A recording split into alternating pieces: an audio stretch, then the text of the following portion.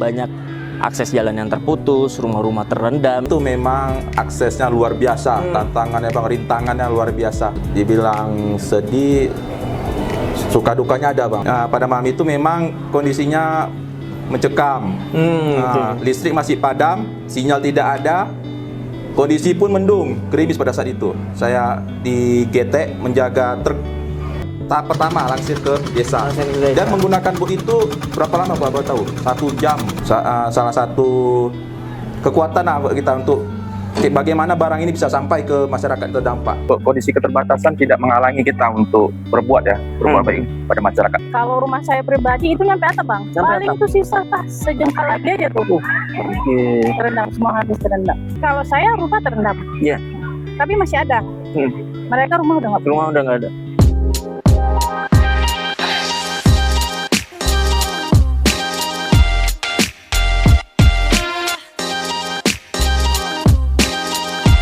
Halo Sobat PKPA, bertemu lagi bersama saya Fauzan dari Pusat Kajian dan Perlindungan Anak.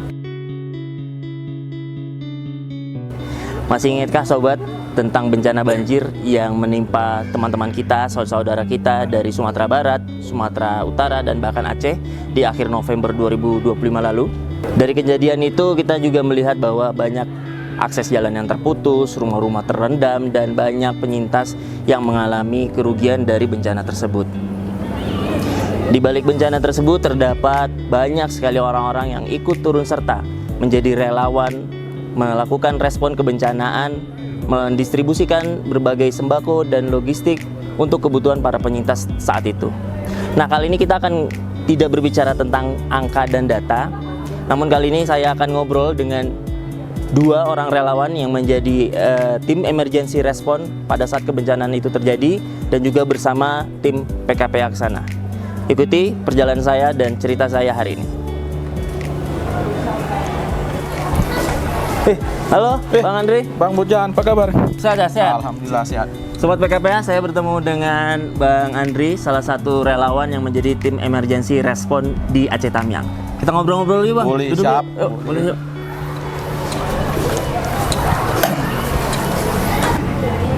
Ya, Sobat PKPA,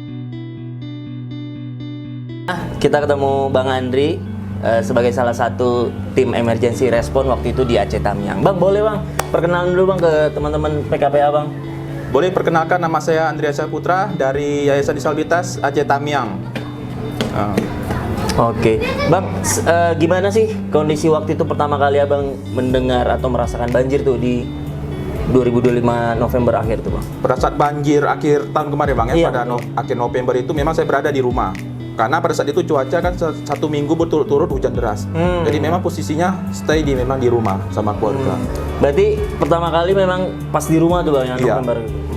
Terus gimana Bang waktu itu pelibatan Abang jadi tim responnya bencana itu oleh PKPA gimana tuh Bang ceritanya? Nah, pada saat itu kan sebelum terjadi banjir memang sudah berprogram dengan PKPA. Programnya itu tentang kesiapsiagaan bencana juga. Di salah satu desa yang kita mengajarkan pada masyarakat tentang kesiapsiagaan dan mitigasi kebencanaan pada saat itu. Yeah. Itu berarti di Aceh Tamiang posisinya Bang? Di Aceh Tamiang. Okay. Berarti pada saat bencana banjir di Aceh Tamiang Bang, desa mana aja Bang yang Abang dan teman-teman tim emergency response tuh jangkau gitu? Pada saat emergency response memang saya mengikuti kegiatan sama PKPA di desa Balingkarang, Sulum, di Juar, Pematang Durian, Lubuk Sidup, Tanjung Pelumpang, dan Kuala Penaga. Itu. Oh ya. Jadi Sobat PKPA, saya juga ikut serta waktu itu di awal-awal banget ya tim emergency response. Saya juga ke desa Kuala Penaga. Memang cukup sulit ke desa tersebut ya Bang. Kita harus juga naik getek, termasuk juga kendaraannya begitu. Waktu itu kita membawa distribusi logistik sembako, food item dan non food item, nyebrang getek begitu Bang ya. Terus kemarin kita menghadapi masalah tuh Bang, boleh ceritain Bang, gimana tuh Bang? Memang itu saya desa pertama yang saya ikuti. Ya, Kuala Penaga. Iya, emergency response mengantar food item ya, logistik lah untuk masyarakat di desa Kuala Penaga. Dan itu memang aksesnya luar biasa, tantangannya Bang, rintangannya luar biasa pada saat itu. Kita membawa 1 truk ya bantuan dan juga bersama tim dari PKPA juga. Dan memang nggak tahu lah pada saat itu mobil yang membawa barang dan juga mobil tim nyangkut di lumpur ya bang ya. Lumpur di kebun yang pada saat itu menuju ke desa Kuala Penaganya ya. Belum sampai pun. Berarti truknya nyampe ke desa nggak? Belum sampai. Truk Nyangkut itu di jalan. logistik belum nyampe ke desa, nyangkut. Terus gimana bang solusi dari tim dan juga pihak desa waktu itu? Pada saat itu kita memang posisi darurat, tanggap darurat ya. Bingung juga bagaimana caranya. Alhamdulillah memang ada dibantu dari orang dalam juga yang menarik mobil kita tuh, mobil barang itu, bawa barang itu, tarik untuk keluar dari lumpur. Dan memang tidak ada opsi lain, kita harus balik ke GT dan kita langsirlah barang tersebut menggunakan boot. Berarti waktu itu saya teringat juga karena waktu sudah mulai malam. Iya. Saya dan teman-teman dari PKPA memutuskan untuk kembali nih. Nah sementara Bang Andri dan beberapa rekan tetap stay atau tinggal bermalam tuh bersama logistik itu. Apa yang terjadi bang di malam itu? Ada nggak cerita atau pengalaman itu bang? Kalau cerita pengalaman pada malam itu, wah dibilang sedih, suka dukanya ada bang. Gimana tuh? Karena saya pun korban juga mengikuti kegiatan respon itu, mengantar bantuan bersama satu orang kawan. Nah, pada malam itu memang kondisinya mencekam, listrik masih padam, sinyal tidak ada, kondisi pun mendung, gerimis pada saat itu. Saya di GT menjaga truk barang dan satu kawan lagi memang mengantar tahap pertama langsir ke desa. Dan menggunakan boot itu berapa lama Bapak tahu? 1 jam untuk menjaga dari desa GT itu. Oh berarti dia posisinya dia memutar ya, memutar desa itu selama ya. 1 jam. Dan saya sendiri yang stay di GT tersebut memantau truk itu supaya aman. Berarti sama logistik yang ada. Sama logistik. Aman nggak saat itu malam itu? Wah, tengah malam itu bang, ada beberapa orang yang memang memantau ya. Memantau truk itu sampai pagi lah dipantaunya. Dan itu memang nggak tahu bilang mau teriak nggak bisa kan, posisi sendiri kan. Sendiri. Nggak ada warga desa yang menemani saat itu? Tidak ada. Wah, jadi ya Bismillah aja, memang kita memang niatnya untuk membantu masyarakat yang terdampak. Ya alhamdulillah aman ya, sampai pagi ya. Iya, pagi. Walaupun malam itu perasaan mencekam karena sendirian tapi tidur, harus tetap tidur di atas GT, beratapkan langit. Langit. Sebelahnya aliran sungai masih deras ya. Iya. Kondisi ada orang memantau, jadi memang itu salah satu kekuatan buat kita untuk bagaimana barang ini bisa sampai ke masyarakat terdampak. Karena di desa tersebut pun belum ada bantuan saat itu bang, di awal-awal dari PKPA lah yang pertama kali di awal-awal itu logistik. memang masih cukup sulit menjangkau aksesnya, ya. Desa-desa yang cukup jauh gitu dari pusat kota, dari manapun memang aksesnya itu memang terputus. Salah satunya memang jalan kebun itu yang pada saat itu terendam, ya udah tidak ada lain selain memang menggunakan boot untuk mengantarkan barang. Begitu sobat PKPA, jadi memang dalam setiap perjalanan tim emergency response tidak selalu mulus, ada tantangan dan hambatan di jalan begitu. Namun Bang Andri dan teman-teman relawan lainnya juga tetap menjalani untuk menjalankan tanggung jawab ya Bang ya, bahwa masih banyak penyintas yang berharap bantuan itu masuk karena di awal-awal cukup sulit mengakses jalan-jalan tersebut. Kita lanjut jalan kali boleh ya? Biar santai kan. Yuk.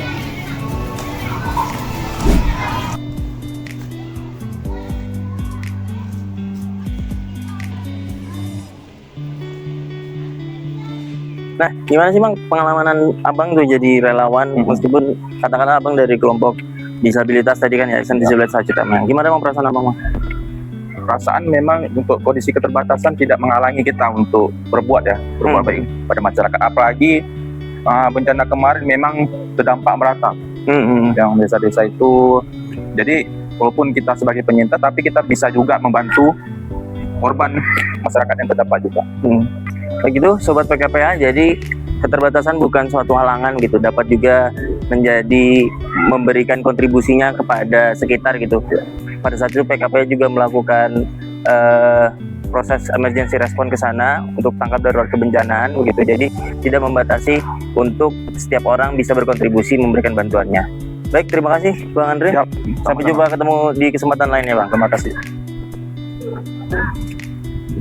Halo, Kak Marlina. Apa kabar? Sehat-sehat? Alhamdulillah baik. Sobat PKPA, kali ini saya bertemu Kak Marlina, salah satu tim emergency response yang juga membantu distribusi logistik dan bantuan ke Aceh Tamiang. Kak, boleh ngobrol-ngobrol bentar nggak? Boleh Kak? bang, duduk kita Duduk, bang ya. kita duduk dulu ya. Nah, boleh ceritain perkenalan diri dulu Kak ke teman-teman PKPA? Baik, perkenalkan nama saya Marlina. Saya dari Yayasan Ekoba. Terus waktu kejadian itu Kak, posisi di mana Kak? Waktu kejadian akhir November 2025 lalu. Oke, pada kejadian itu saya posisinya mengungsi nih bang. Di pengungsian yang memang biasanya itu nggak kena banjir. Biasanya nggak kena banjir? Iya, biasanya nggak kena banjir di situ. Nah ternyata malah nyampe itu air banjirnya. Oh iya. Iya. Setinggi apa tuh waktu itu rumah terendamnya tuh? Kalau rumah saya pribadi itu nyampe atap bang. Nyampe Paling atap? itu sisa tas sejengkal lagi aja tuh. Oke. Terendam, semua habis terendam. Nah selanjutnya kan ketika Kak Marlina menjadi penyintas, teman-teman dilibatin juga nih sebagai tim emergency response dari PKPA. Itu gimana saat itu prosesnya Kak? Ya prosesnya saat itu memang seminggu awal bencana itu memang nggak bisa nggak bisa dihubungi karena memang kondisinya tidak ada listrik, tidak ada jaringan. Kemudian mungkin air udah mulai agak surut, paling itu sekitar sedada air udah bisa nyebrang. Saya pindah ke pengungsian lain. Oke. Karena waktu itu kan terpisah nih sama orang tua. Ya. Nah, pengungsian saya mendatangi ke tempat orang tua. Nah kebetulan di situ ada pakai genset tuh. Oke. Iya, ada mesin genset. Terus bayar dong kalau mau ngecas gitu. Iya. Kayak sejam 5.000 gitu. Nah, disitulah udah bisa isi baterai, bisa komunikasi lagi. Nah, baru tim dari PKPA menghubungi lagi bang. Untuk Konfirmasi nih diajak, mau nggak join lagi ini kegiatannya tapi respon bencana gitu. Sempat mikir juga tapi ya udah oke lah, namanya demi untuk kemanusiaan ya Untuk bang ya. kemanusiaan, Saya oke aja waktu itu.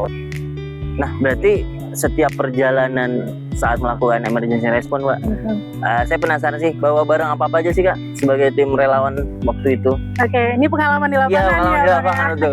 Jadi biasanya kalau misalnya sedang pergi ke lapangan ke distribusi bantuan tuh pasti bawa bekal nih pastinya bang. Bawa bekal? Iya, karena kan memang rata tempat itu belum ada orang jualan. Iya, betul. Ya, jadi kita sebelum nyelamatin orang pasti kita harus nyelamatin diri sendiri dong. Iya, betul ya. Kita bawa bekal, terus juga bawa minuman, kemudian juga obat. Oh, itu wajib banget ya. Obat yang gimana ya? Nggak yang terlalu berat, misalnya kayak ya angin atau apa gitu ya kan, untuk pajang masuk angin, termasuknya angin juga. Iya. Itu aja sih. Terus juga kalau kita sedang lapangan itu upayakan bawa ada sesuatu yang kita bawa, misalnya kayak roti karena bang di pinggir-pinggir jalan tuh kalau kita lewat itu rame Banyak. kali anak-anak ngantri itu yang bang minta bang kayak gitu. Kita kan yang dari dalam mobil tuh gimana gitu ya, kasihan. Jadi next tripnya gitu kita adalah gitu sedikit Bawa. yang ketika jumpa orang itu bisa kita berikan gitu.